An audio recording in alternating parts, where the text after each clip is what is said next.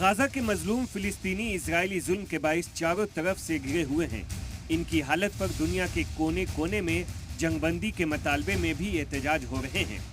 दुनिया के ममालिक से फिलिस्तीनियों के लिए गाजा में राहत पहुंचाने सैकड़ों ट्रक सामान से लदे हुए आज भी रफा बॉर्डर पर एंट्री के इंतजार में हैं। गाजा में हालात रोज बरोज इजरायली बमबारी और जमीनी हमलों के बाइस संगीन सूरत हाल इख्तियार करते जा रहे हैं। खाने पीने की चीजों की कमी ने फाका कशी के हालात पैदा कर दिए हैं। जंगबंदी के लिए साबका सालिसी कोशिशें नाकाम हो गई, जिसकी एक कोशिश दोबारा से काहिरा में जारी है और रमजान आज खत्म हो रहा है। गाजा में पूरा रमजान गम के साए में गुजरा है। खाने की कमी, पानी की किल्लत, बीमारी और जंग के बीच भी यहाँ के शहरियों ने रमजान के रोजे रखे हैं।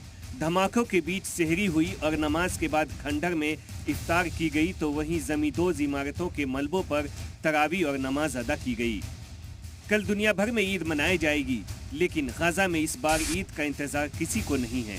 गाजा की आवाम ने रमजान की आमद पर भी कहा था कि इस बार रमजान को जल्दी नहीं आनी चाहिए थी। ठीक वैसे ही ईद की कोई खुशी गाजा में नजर नहीं आने वाली है। दुनिया में जहां लोग अपने प्यारों के लिए नए कपड़े खरीद रहे हैं, तो वहीं गाजा की आवाम नए कपड़ों की जगह अब भी अपने बच्चों के कफन खरीद रहे हैं। जहां दुनिया के लोग अपने बच्चों को लेकर ईदगाह और मस्जिद जाएंगे, वहीं गाजा की माएँ और वालिद अपने बच्चों से मिलने कब्रिस्तान जाएंगे। यही फ़र्क है दुनिया के मुसलमानों में और गाजा के मुसलमानों में।